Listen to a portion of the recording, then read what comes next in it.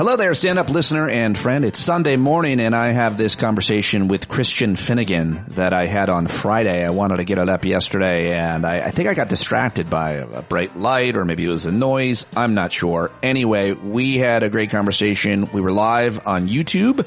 If you want to watch it there, it is where the video lives, as well as plenty of other platforms. If you're not subscribed on Substack, please do that now as well. Okay, so Christian and I caught up on Friday. I'm not going to do a big, long intro. It's Sunday morning. I hope you're having a great weekend. And at the end of the conversation with Christian, I mentioned how he could get paid. I like to try to pay the regulars. I have in the past, but I haven't been lately. And if we want to send Christian money, that would be awesome. If you get a lot out of it, you want to send him a couple bucks or $5 or $10 or some larger amount for all that he has brought. I'm going to right now just mention his Venmo address. If you're on Venmo, you want to send him a couple bucks, go to Christian-Finnegan-1. And then sometimes it asks for the last four digits. So write it down. 1814. Christian-Finnegan-1. 1814. I'm sure there's a simpler way to plug that, but that's the way I did it today. Here we go with Christian Finnegan. Always great. Christian Finnegan, everybody. It has been a few weeks, maybe longer, and I have a lot that I want to ask you about. I want to get your take on a lot of things. I bet you can guess what I want to ask you about. The new Taylor Swift album? Actually, I did want to ask you about it. It's on my list right here because it seems what everyone in my feed is.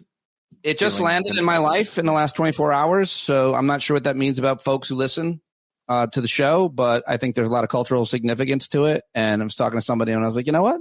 I like Taylor Swift. I think it's great that she's got an accompanying show that's in movie theaters, like a little documentary about making the album that's going to be in theaters this weekend. She's going to make money that way.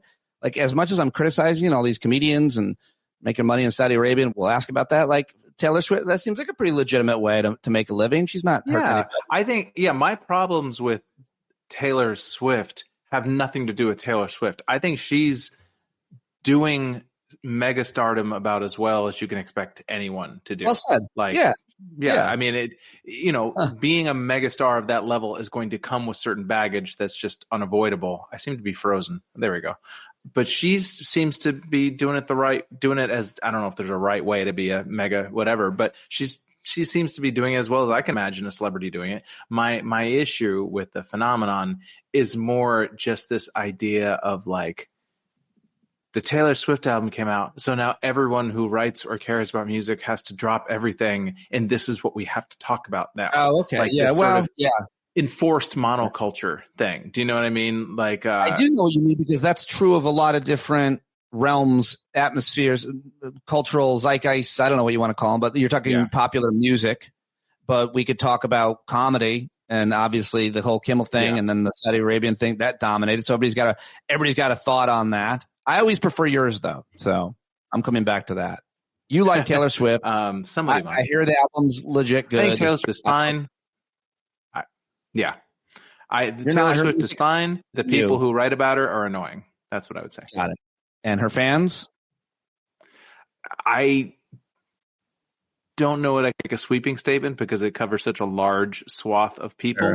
I think that if you spend more than a couple hours a week thinking about Taylor Swift and you're over the age of 30, I think maybe you might want to take inventory. Who is it okay to think about that is in that world of entertainment for more than a few hours? Like, is there someone that you would be comfortable thinking about or even? Sure. I don't know. Just something a little more, I don't know. I mean, I'm not going to say like, oh, everyone should be thinking about Kurosawa films, but something that's a little bit more not as a commercial release, sort of a world-eating commercial Leviathan. Yeah. Okay. There's a lot of art out there, and I'm just saying there's other things you can listen to. Just because Taylor Swift had an album doesn't mean you can't listen to other stuff as well. But this weekend, it should just be Taylor. Okay, moving on. Yeah. It's the opening weekend. I think we should just be listening wall to wall. Taylor Swift. All right. I do want to ask you, obviously, about your thoughts on the Saudi Arabian Comedy Fest. And if you were offered $200,000, would you have gone and performed there? I got paid $500,000 to not attend. You did? I did. I was going Why? to. I was going to show up there on my own dime. You ever heard of people who used to crash the JFL festival in Montreal No. for non-comedy people? Montreal just for comedy, yeah, was a big deal. It was a big deal, and I only went. I think I went 3 times, and there would always be some people who just showed up for it, like comics, and they, that's the kind of hustle that I wish I had. But I always just kind of look askance at them, like, I'm not sure what you expect to get out of this other than a bunch of comedians asking you what shows you're doing and you having to be like, just hanging out. Yeah. But, well, I'm glad you got paid either way. That's good. But yes, I did not attend. I am not currently I'm not. Do you think it's do you think I'm it's not simple? streaming from Riyadh right now. Do I think it's simple? Yes, I do. And how would you? I think it's simple, and I think it's simple to not do it. And I would ask you, first of all, I mean, there's so many ways that I think it's stupid, and in addition to being immoral, also just kind of short-sighted. If someone is offering you 2, 3, 5, 10 times your normal rate to do the same thing that you do everywhere else, I would ask why. What are they paying for? Do you really think that, like, these people, the people of Riyadh, they really need to hear your amazing take on dog food or on, whatever, playing pickleball? No, you're not, that's not what your job is. That's not why you're being hired. In fact, part of me feels like they didn't even need to have comedy shows. What they're paying for is the poster. They're paying for is the press release. They're paying for is the announcement of, look at all these amazing people that everybody loves. We've done it with golf. We've done it with women's tennis, like Virginia Slims, but at least those are American companies, and at least they are ostensibly being enjoyed by normal people. Like, I don't even know who's in the audience for these shows. I mean, I understand who's in the audience for Chappelle. And women seated separately? Yeah, I mean, some of these comics, I don't want to name names, but I will. Does Mark Normand have a huge Riyadh following? Maybe. The easiest one to be critical of is Kevin Hart, because he's done so many advertisements for so many companies, including 2 that I would never do ads for: a gambling company, I think DraftKings, and a bank like Chase, like credit cards. And so he, not only that, he does huge movies. No one makes probably more money than him. So for him to do it, you're not surprised, but it looks even worse for a guy. I don't know. It's funny. I feel differently.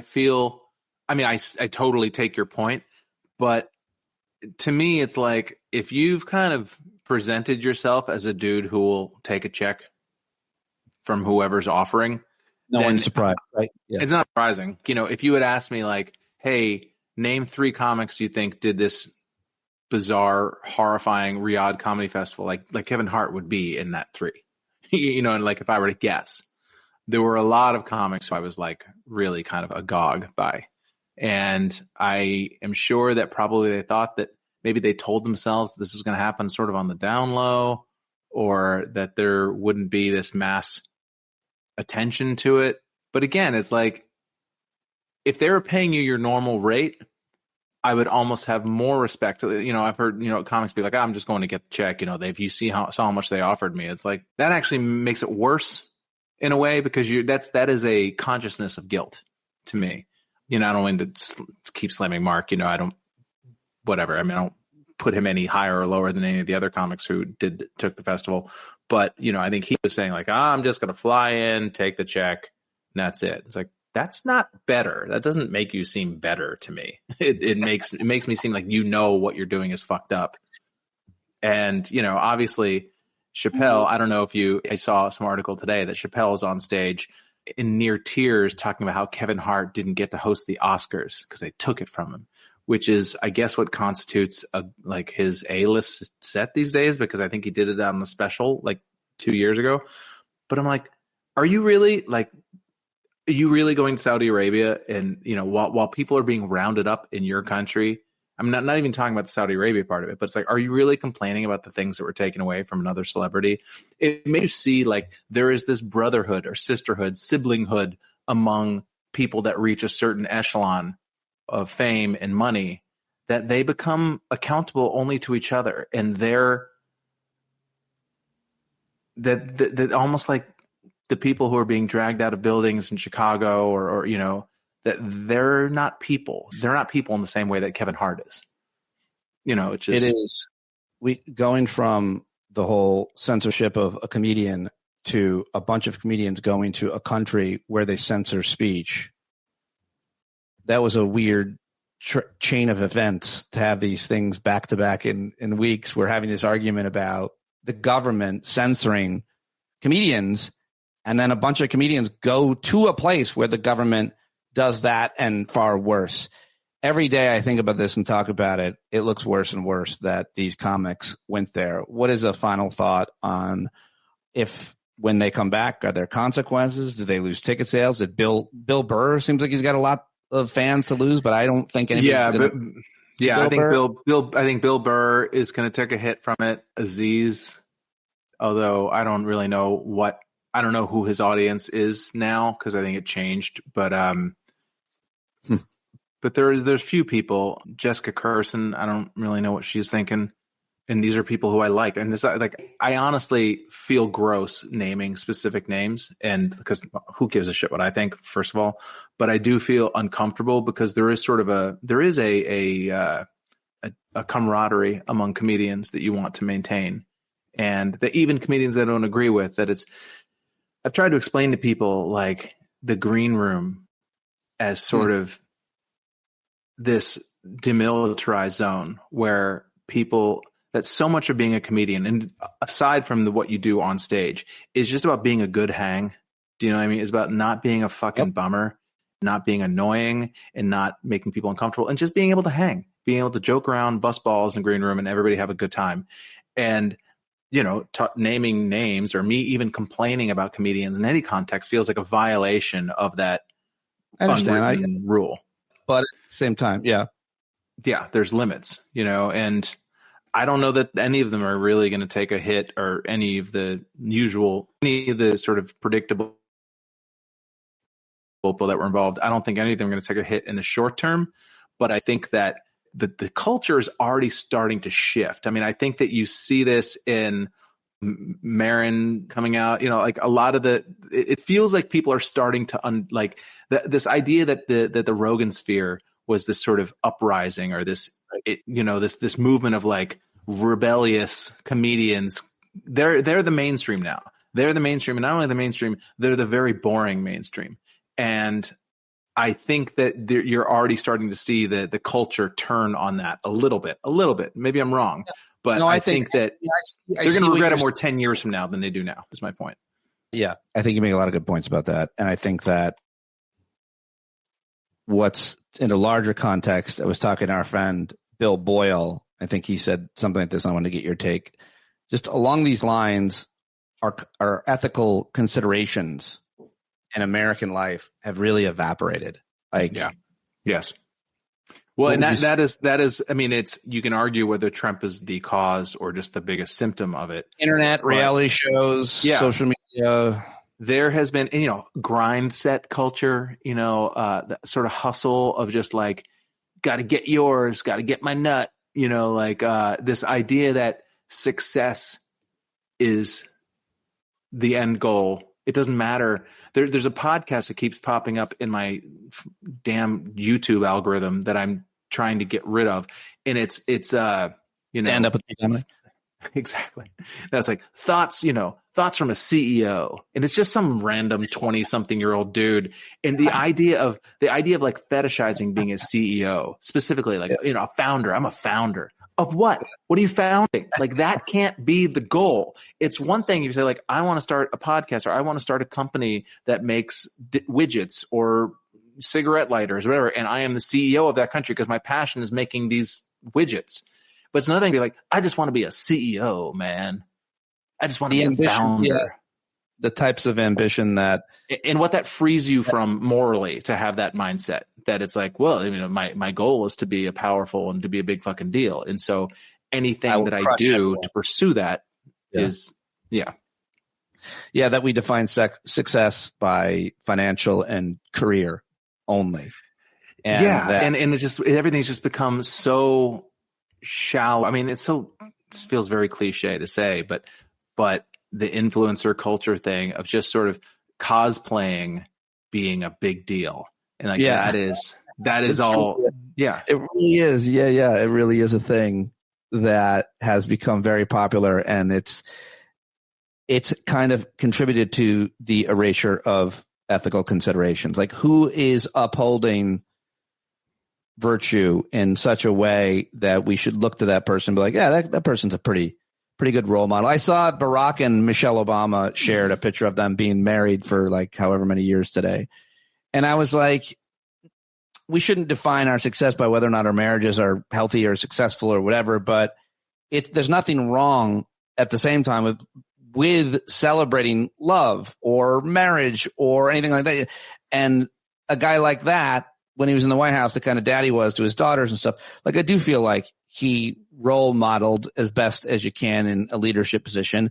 And Robert Redford, of course, who, you know, he was a guy who I think a lot of people put a lot of faith and stock into how he carried himself. And you could go on and on. It's not impossible to lead a reasonably ethical life. It's not impossible, especially if you're wealthy, especially if you're powerful. I mean, that's why it's like, I don't want to make excuses for people that's like, oh, well, they're mega celebrities, so they have to play the game. It's like, no, if anybody doesn't have to play the game, I mean, that's why I said, like, I understand that the Kevin Harts of the world are going to take these gigs because they take gigs. But if all the people who don't need to, David Cross wrote that, I don't know if you saw, he posted on social media a long thing about the Riyadh Comedy Festival. It's worth reading. And obviously it's David Cross, so certain people aren't going to hear that because he's thought of as being a leftist dude. But, right. You know, his feeling is like, all right, you know, somebody who's like struggling to help their family out or, you know, or whatever, it doesn't excuse it, but at least you can understand it. But I do not understand Chappelle and Bill and I don't understand. I just don't understand. I'd love one of them to honestly explain it, not just in a way of like slamming the haters, but just like, take me through the thought process. Like, did this occur to you? Like, did you think this through? Or was it just you saw the number and you were like, yes? I did, before I commented on it, reach out and spoke to two comics, I won't name, that did it. And for that reason, for that honest reason that you just said, I'm like, I have a pretty clear cut feeling about this, but I like this person a lot. Yeah. And I'm going to ask them before I go, because I'd been booked to be on CNN. I was like, you know what? Before I go and pass judgment, let me just see. And it was interesting for sure. Thoughtful considerations were given, but in the end, I think. Like, can you take me? What was their? What, like, in a nutshell? What was the mindset? One of them commented that he thought the opportunity to perform there would help open their minds. That he would be role modeling. That as long as he wasn't, you know, censoring himself, other than than censoring himself. The other point I made is, like, we're always censored not always, but at a lot of gigs that we do, we're asked, you know, don't do this or don't do that. Corporate gigs, but but that's not from the government, a foreign government. I think that they're literally being paid by the government. Yeah. Yeah. So he also made a comment. It's like, well, all these liberal comics that are, you know, slamming us, they go and perform in Texas where they're taking away rights and snatching people and abortion. And I was like, yeah, but that's a private entity, an organization or a comedy club paying you, not the state government of Texas. And so I think there was a lot of hair splitting, to say the least, in those conversations. I can almost honestly, I can hear the bullshit. I can smell the bullshit from here. And I feel like a Mad Lib, like I can plug in what their rationalizations are. But I've been a little bit more forgiving and open than most of the people I like and respect, including you. Listen, man, I mean, I'm probably more forgiving than a lot of people who I love and respect who aren't necessarily in the comedian world, who aren't in the comedy world, because I understand about taking gigs, you know, that you need gigs. Yeah. And you need money. And I get that. And you take the money when it's offered. And a lot of times, I mean, I've done corporate gigs for law firms And I never really went through their client list, but I'm sure that some of them probably represent fucking Wall Street douchebags. And yeah, exactly. Sandusky, exclusively pedophiles, I believe, is the law firm that you perform for. But yes, that's in my rider. Hey, who's a pedophile out here? Most of us, right? No, that's the clip. We have to ask you the music parallel here. My friend Joe keeps mentioning this, and I think somebody else said something about it too. Look up the pushback to Queen in 1985 when they played Sun City in South Africa. Massive screw up. Do you know? Are you familiar with that? And do you want to comment? Honestly, yeah. Was a big deal, and I think a righteous cause. I was too young to understand at the time, but I do remember there was that song "Ain't Gonna Play Sun City," which was kind of a "We Are the World" kind of thing, where it was Little Steven and I don't remember who else wrote it, but it was organized a bunch of celebrities to appear on the song, playing that they weren't going to play Sun City, which was this venue in South Africa. And I know there were other artists on the other side of that, like Linda Ronstadt and Queen and other people. But even that is slightly different to me. Even that is slightly different because, again, that is a massive venue in South Africa as opposed to a very blatant PR campaign paid for by the Saudi Sovereign Wealth Organization to bring people there who they've never heard of or care about. You know what I mean? It's like the people in South Africa ostensibly wanted to see Queen. I really don't think that anybody over there gives a shit about any of the people on the list, save for maybe the top 2 or 3 names. I got to call you out. People out. don't know this, but you're performing in the Kremlin for Vladimir Putin's daughter's birthday, and you're sitting here passing judgment. Don't you think you're a hypocrite? Yes, but it is not. I'm not performing stand-up comedy. It's a live sex show. It's not. So it's a little different. It's an interpretive. It's an erotic interpretive dance. I didn't know that. Yeah. Pardon me. It's not stand-up. I'm very principled with my stand-up. Okay. Other thing I wanted to just get your take on. I'm looking very choppy. Can you see me all right? Am I okay? There's a little choppiness, but I think we're good. Yeah. You let me worry about that. Can you hear me okay? Am I choppy? Okay. I can hear you, but just there are times where you freeze. Son of a bitch. I think we're okay now. Tell me in the chat, people, if you're having problems in the live chat. We have at least 82 people watching. All right. So I wanted to get your take on the performance given by the Secretary of War and our Mad King in front of hundreds of generals. Did you watch it? I do. I think that the point of view of a performer is interesting on this. Hegseth was pacing like it was Steve Jobs or a TED Talk, as opposed to standing behind the podium. That alone, if you just watch it with the sound off, you're like, what is he doing? The audience it looked really sweaty. It looked really desperate. And you know how it is when you're doing a bit and you don't feel like it's going over, or you start shouting it and you start leaning forward and kind of just trying to like force it through with performance because the material isn't doing the job for you. Yeah. I mean, it's part of me wonders, and I've seen other people wonder about this as well, that if this event was originally supposed to be something different that they then canceled and then threw this on as a kind of throw this on at the last minute, because the whatever initiative they wanted to, or whatever they wanted to do in front of these generals, they changed course at the last minute, because the whole thing felt very thrown together. It felt very Fyre Fest. It's like this couldn't be a Zoom. Do you know what I mean? Why did you need to fly people in for this? When it was first announced, the initial reaction was, uh-oh, what is this? You don't have to be a very intelligent, plugged-in military expert to be like, well, why is the Secretary of Defense bringing all the important people? But we first thought it was a private gathering, and he was going to start handing out orders like, you nuke this one, you invade that one, we're killing all the Venezuelan fishermen. But then once you found out that it was going to be public and televised, you're like, oh, this is a publicity stunt. And then it happened, and you're like, I don't think that went very well for them. That's my reaction. I think I agree.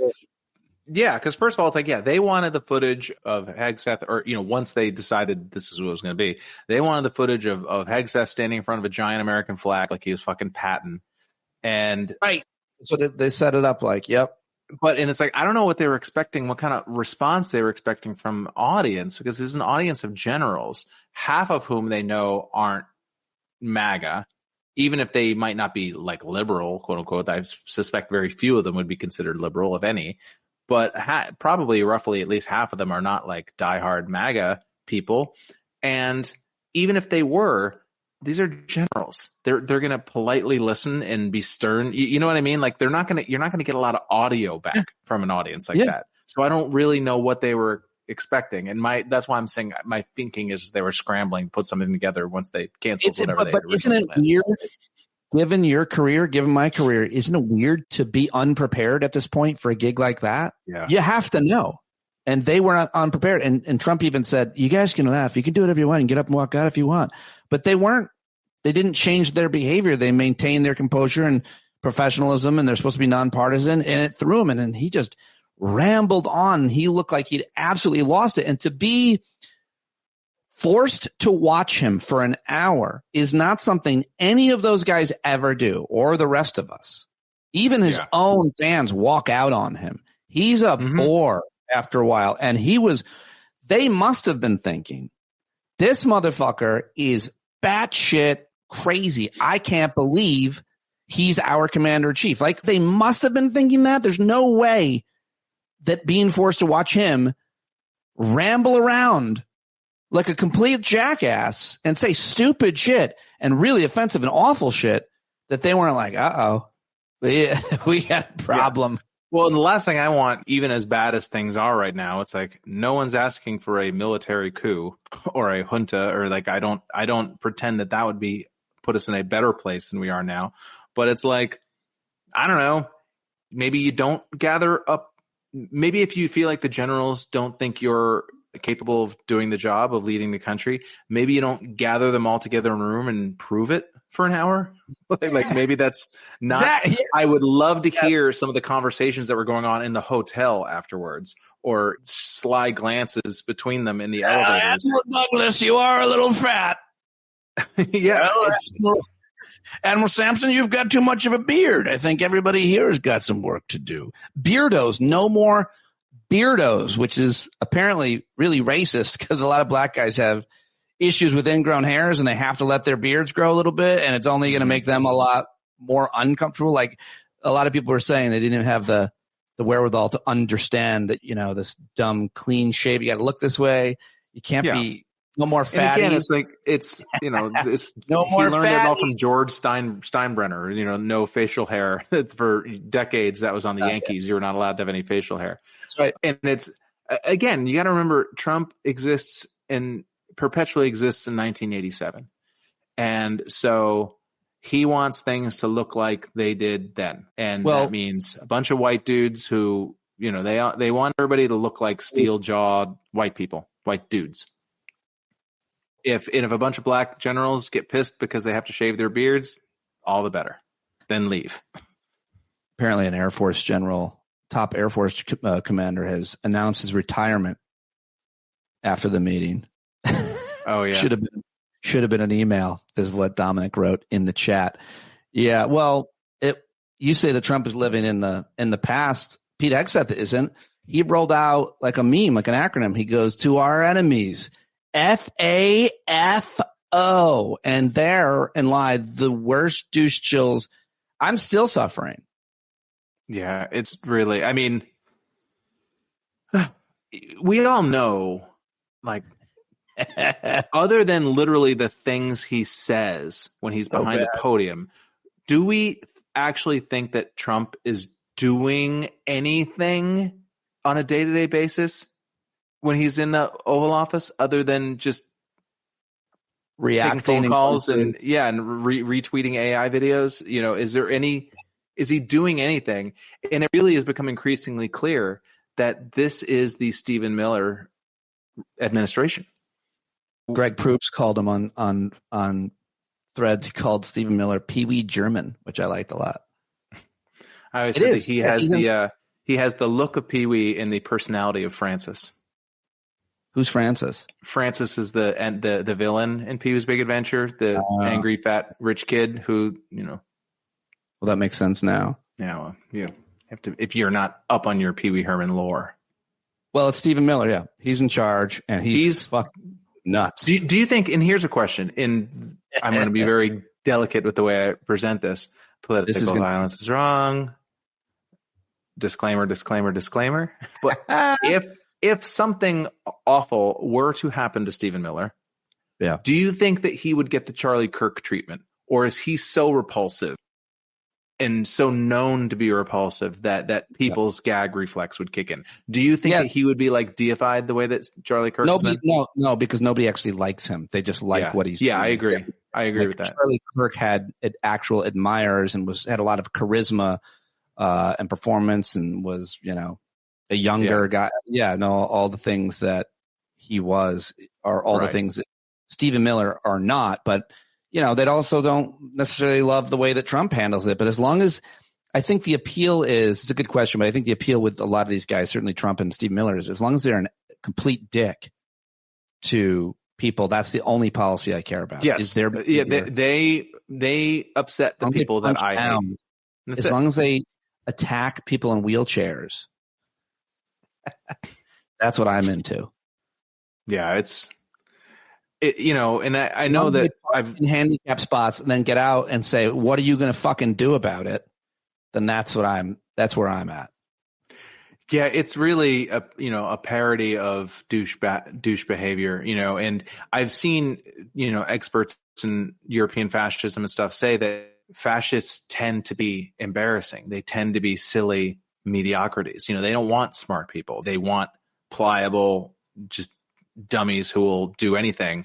But it is bizarre to see it in real time, just how the most embarrassing people, the most shameless people, the loudest, dumbest, meanest people in the world have ascended to these positions of power. It's mind-boggling to me. No doubt about it. But on the flip side, I want to ask you about Democrats. And I was thinking, I think I said this, I gave a little bit of commentary on my podcast, which I don't always in the run up there, but I was like, listen, I think that Chuck Schumer is the worst. And I think Hakeem Jeffries is clearly bought and paid for and has made a lot of bad choices and decisions. Obviously, the main one being not endorsing Mamdani. And of course, Hakeem Jeffries is a congressman from New York City. But what I'll say is, I think there are dozens, literally over 20 or 30 extremely effective members of the House, and have 10 or 12 very effective United States senators. Should be a lot more. But I think the leadership of the Democratic Party electeds in the House is bad. Those two at least. But I mean, from AOC to Jasmine Crockett to several other congressmen, there's a lot of really effective, tough leaders in the House. And I give them all my support and credit, given the fact that they're completely out of power and have a lot that they, can't get done. But I just think that while we shit on, we're talking about Stephen Miller and Trump and any Republican and plenty of Democrats, there are a lot of really effective communicators who are strong, smart, funny. I mean, look what Gavin Newsom is doing now. People love what he's doing on social media, and other governors as well. I think there's a lot of good leaders. So I do. And yet none of them are allowed to ascend because of this sort of atrophied seniority structure that the Democrat Party labors under. You could name 20 U.S. reps that really seem to get it and understand and live in the 21st century and have actual moral backbone and all those things. But how many Democrats are there in the House total? What is it, like 100 and there's 200 and some. Whatever. I mean, so regardless, you're talking about like probably a fifth to a quarter of the entire House. I mean, you don't, sometimes you forget like just how many reps there are that you just never hear about on a day-to-day basis because they're just kind of backbenchers, or they're they're kind of quiet. They're not necessarily trying to ascend to higher leadership positions or whatever. They're just sort of workabout. They've been congressmen for 14 years. And yeah, there are a lot of those, but and you're right about that. And they keep a low profile, and they're not necessarily that good. But I'm not saying they're that bad either. But I'm just saying it's like seeing Jasmine Crockett and AOC and Greg Casar and like all these. Is that how you pronounce his name? Seeing the quote unquote good reps from Texas, that it's disproportionate. Like it's not a majority. It's a very much a minority. But I was watching Majority Report yesterday, and they're going off on Schumer and Jeffries as usual, which I always support. But they're saying like, what is the Democrats' policy on immigration? Like, what is it? What is their policy on anything? Like, in this time when things are so bad, and all you need to do is put forward a positive vision, or just any vision of what they have. They've offered no actual policy other than just trying to like not make things worse or trying to get things back to the way they were. What do you want to do? I don't know about that. I'm not sure what Sam and Emma over Majority Report were saying. I would have a hard time disagreeing or arguing with them, but Democrats have written comprehensive immigration reform. No, tell me a sentence though. Like what do you think the Democrats should? What is their position on immigration? Well, they want to put billions in security, billions in. No, but in a nutshell, that's yes. But I'm saying it's like there's no identifiable. They want to create a pathway to citizenship that is not specifically broken. It's a hard thing to explain because as soon as you say it, it gets demagogued into open borders. No, we want people to be able to have a pathway. So many of the people that are being picked up because there's no way for them to work legally, and yet they're employed. So but there's a way to say that in a way that sounds like an actual plan. Our plan is called Replenish America. Our plan is called Reinvigorate the American dream. Visa program. Yeah, I hear what you're saying. I'm saying that I do get what you're saying, that it's like it's hard. It's much harder to argue for a nuanced position than it is just like all immigrants should be gone. You want a thumbnail for your YouTube video of immigration policy, and I just don't know that you want something. I mean, but you look at Mamdani. It's like whether you disagree with him or you agree with him. It's like, well, what does he stand for? Well, buses, faster and free buses. Stable, freeze the rent. The opening up a city-run supermarket in food deserts, one in every borough. It's like those are at least definable things, and they're simple things that people can understand. And I just above and beyond the whole fighting thing, and you see a lot of these Democrats now, and they've heard like, oh, we want fighters, and so they're out there saying we got to fight. I'm a fighter, but they never say what it is that they're fighting for. They just say, I'm, Hakeem Jeffries, posing with a stupid baseball bat and all this crap. It's like, I don't want to hear you say that you're a fighter. I want you to actually fight. If that makes sense. It does. It all makes sense. And I just think that I'm sorry to keep babbling, but if they were to, the best thing they could do in the world is a rebrand, and is to completely change over leadership. And if Schumer and Jeffries had but if they were more patriotic or more devoted to the goals set forth by the Democratic Party, they would understand that I got to step back here, because it doesn't matter whether I'm right or I'm wrong. It's like, I'm not helping, I'm hurting. Me being the face of this is no longer helpful. And just literally, even if they had the same policies, but just a different face on it, it's like when they change the name of a bar, they close a bar and they reopen it with a different name and a different color scheme. It's just reintroducing something new. I think that they would probably jump 10 points even if they had the exact same policies. But finally, I'm Mamdani. You're a New York City voter. You know the guy? I don't know him personally. Cambry has met him a few times, and I know of him because he represented Astoria, so I was familiar with him. What do you want to say at this point, about a month before the election, where it stands? I mean, it looks like he's way out ahead according to all the polling. And what do you want to say about the way he's run his campaign, or anything else around? It's maddening to see somebody do all the things that excite Democrats and younger people and liberals and people of color or whatever, and to see most of the energy spent by Democratic leadership fighting it instead of adopting it. Like, it would be so. Do you know how much coasting Jeffries and Schumer could do on the back of what Mamdani has put together if only they would allow themselves to do that?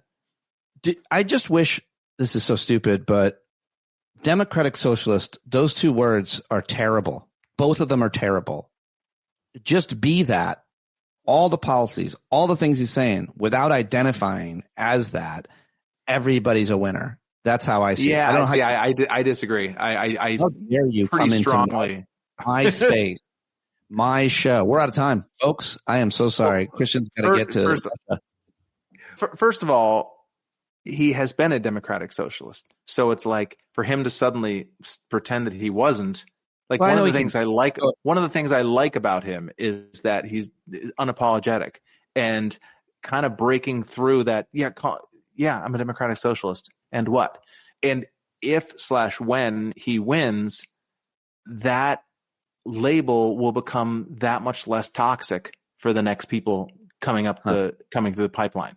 Whereas if you act like it's this scarlet letter in this completely disqualifying label, then it becomes not only, then you really are entrenching the sort of, things can't change. Things have to be this way because God forbid we were to call somebody Democratic Socialist, then the sky's falling. I don't agree. I'm at the point now where it's like, I want to hear people say what they believe, and I want to hear people say it proudly and stand on 10 toes about it and not hedge and not try to nuance and not try to message. Without labels. Jamie writes in the chat, Pete, you're wrong about this. Democratic Socialist is a label that means something. DSA is a real organization. I identify as a Democratic Socialist long before that group even existed, I think.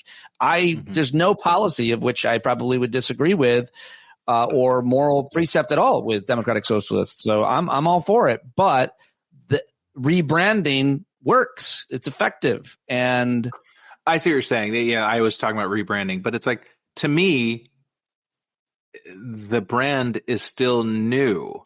Like, people hate this thing on an idea. Democratic socialism, I think I'm stuck on the socialist word. I don't like it. It scares me. It makes me feel uncomfortable. You're taking my stuff and giving it to people who are less than me. You're redistributing all that nonsense that people connect to the word, even though they're fucking practicing socialism like crazy, giving billions to farmers. The VA is socialist. There's so much socialism in our life. The fucking fire department, the police department. But those rants don't affect change anything. I definitely have felt the way you felt for, over the years, but I'm kind of at this, but I have probably made these same arguments. I used to try to tell a joke that never really worked on stage, but I don't think you can call yourself a socialist until you've had a roommate who's a socialist. Because when I was younger and I had a roommate who was a socialist, like, he was fucking never paid his rent on time. And was like, it was, so it's like, I understand the baggage that comes along with those terms. But at this point, I kind of am just ready for someone to be like, yeah, so what? Fuck you. I don't think we can finesse this anymore. And I think that for all the people, maybe I could be wildly wrong about this, but for the people you're going to lose because they hear the term Democratic Socialist and are put off by it, you're going to win people who have been waiting for a Democrat to actually mean it, to not seem beholden, to not try to focus group their way into power. He's doing it. I mean, he is doing it, and I wonder if it's because something inspiring about it. I think there's something inspiring about just somebody saying what he believes and not hiding, hanging a lantern on his problem, so to speak. I fully agree with you, but I do believe that it's the vessel that he is in. Dude is so charismatic. He makes Pete Buttigieg look bad with his charisma and his ability to answer hard questions in a nuanced, thoughtful way with a smile. Ronnie suggests in the chat, and I think this is a good idea, to rebrand. How about calling it masculine socialism? I think that could bring a lot of people over. There's got to be, brocialism, which is... Did you just come up with that? In the chat, another point is, what do you guys think about Ezra Klein wanting to run pro-life Dems, i.e. moving to the right instead of moving to populism as strategy? Does he really want to do that? maybe in a certain state or something. No, he did. He made this speech or on a podcast or something, but then he had this interview with or conversation with Ta-Nehisi Coates, and they were getting into this.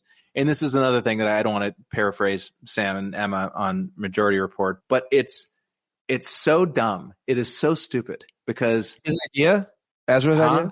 Yeah, the idea of running pro-life Democrats. Because first of all, in every state, pro-choice runs ahead of Democrats. You see these ballot initiatives, these pro-choice initiatives that will pass, and yet the Republican still gets voted in to office.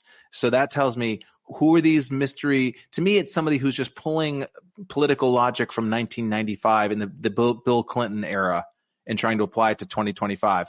I don't think you're going to gain anyone, and like literally no one. There is no one who is thinking, I would vote for a Democrat if only they were pro-life. Because why would I vote for Democrats if I'm pro-life? If that means something to me, why wouldn't I vote for the party that's always been pro-life and they're going to enact pro-life legislation, as opposed to voting for some gadfly in his or her own party who's just like the one or two pro-life Democrats? Well, if I want pro-life policies to be enacted, I'm going to vote for the party that's going to do that. But I don't know what his point is, but if you could get one senator elected that would vote for everything but abortion, it's not even on the ballot. Like, I would make that compromise if that's what he's talking about. Well, I wouldn't. Because first of all, well, it wouldn't affect the abortion issue. Either way, to have one, I don't know what he's talking about. I can't get into it because I have no idea. Yeah, I don't know. I don't. First of all, again, I don't think you're ever going to survive. I don't think you're going to expand the tent by kicking people out of it. Jamie says that in the chat that the Ezra Klein, Ta-Nehisi Coates conversation is really cringe.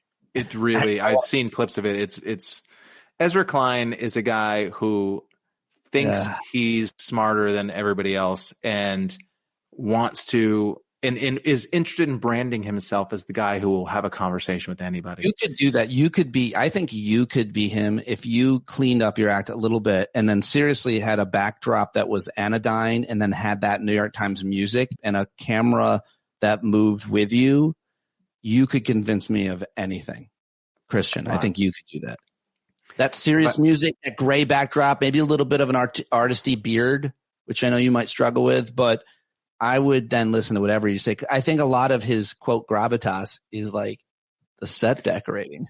Yeah, it's a set. Yeah, and it's the like sort of New York NPR presentation, you know, and it's the thinking person, like the kind of person who like would love to go to Davos someday. You know what I mean? The kind of person who wants to be a thought leader. I think you're a thought leader. I think, honestly, my guess is that Ezra Klein kind of he was trying to make a point that Democrats should be a little less doctrinaire in who they're accepting as candidates, and pulled the abortion thing out of his ass because it's a cliche that people have said for the past 30 years and couldn't admit that he was kind of improving and now has to dig in and try to justify this thing that's completely unjustifiable. Because like I said, it's like you could do that on a number of issues. You could say we need a Democrat who's a little less, you know, who's a little more open to ICE and immigration and things like that. And maybe that could actually get some votes. But I just don't see – I just want you to find me the person who will vote for a Democrat because they came out as pro-life. Or even was like hedging towards pro-life. Like, find me that person. I don't believe that person exists. I literally don't believe there's one person in the country.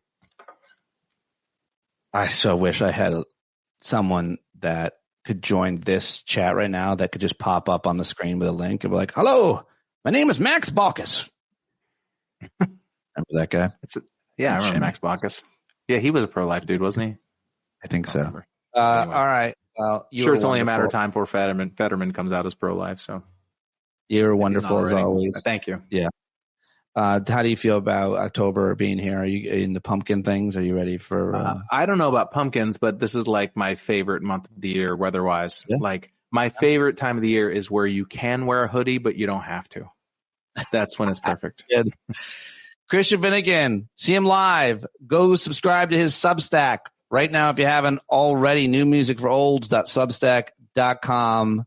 Follow him on Blue Sky and send him money. Send him your money. Please. I need Give him money. Send him some. We got to start putting up. At what point do we start putting up our like Venmo QR codes? People are doing that now, and I know. And I've got to probably be a little less stingy. I think we or should a little do it. less Let's do it next time. Yeah.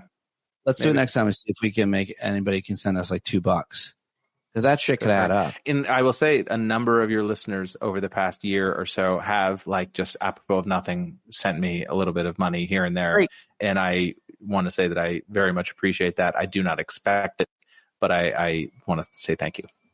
His Venmo is in the show notes for the podcast listeners. I'll put back in there. Thanks, bud. Appreciate you very much. And I will talk to you soon and enjoy your weekend. Thank you. Thanks, buddy. Talk to you later. Thanks for watching, everybody. See you soon. Bye-bye.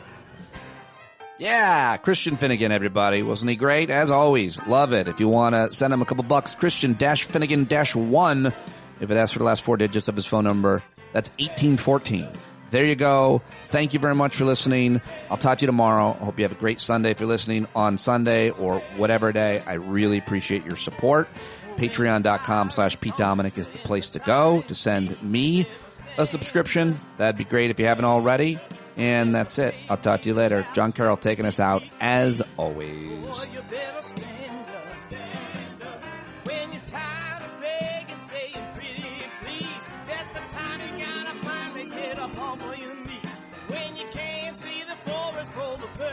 Trees, you got to stand up.